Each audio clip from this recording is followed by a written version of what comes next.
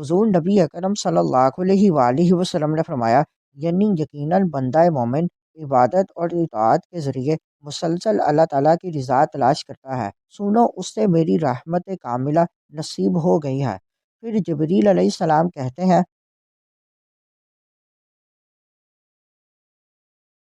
بسم اللہ الرحمن الرحیم۔ آج کی حدیث مبارک طلب رضائے الہی کا انعام، مسند احمد، حدیث نمبر 22401۔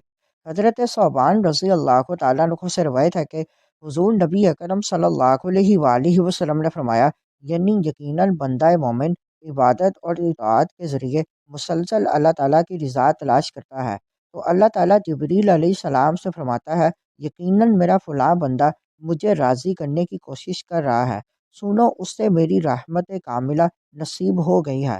پھر جبریل علیہ السلام کہتے ہیں، فلاں پر اللہ کی رحمت ہو، یہ بات عرش کو اٹھانے والے اور ان کے ارد گرد والے تمام فرشتے بھی کہتے ہیں، یہاں تک کہ ساتوں آسمانوں والے یہی کہتے ہیں۔ پھر یہ رحمت اور قبولیت اس بندے کے لیے زمین پر نازل ہو جاتی ہے اور وہ خلق خدا کا محبوب بن جاتا ہے۔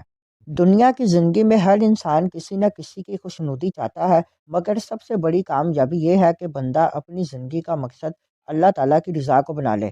جو شخص اپنی سوچ، اپنے اعمال اور اپنے فیصلوں میں یہ دیکھتا ہے کہ میرا رب مجھ سے راضی ہو جائے، وہ دراصل سب سے بلند مقام کی طرف قدم بڑھا رہا ہوتا ہے۔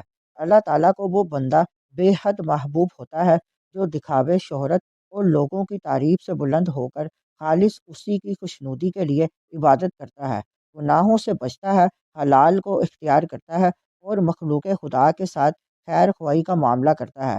ایسا بندہ اگرچہ زمین پر ایک عام انسان نظر آتا ہے، مگر آسمانوں میں اس کا تذکرہ بڑے اعزاز کے ساتھ ہوتا ہے۔ جب کوئی بندہ مسلسل اللہ کو راضی کرنے کی کوشش میں لگا رہتا ہے تو اللہ تعالیٰ اس کے عمل کو نظر انداز نہیں فرماتا، بلکہ اس کی رحمت اس بندے کے نام سے منسوب کر دی جاتی ہے۔ پھر آسمانوں میں اس بندے کے لیے خیر، دعا اور محبت کے کلمات گونجنے لگتے ہیں۔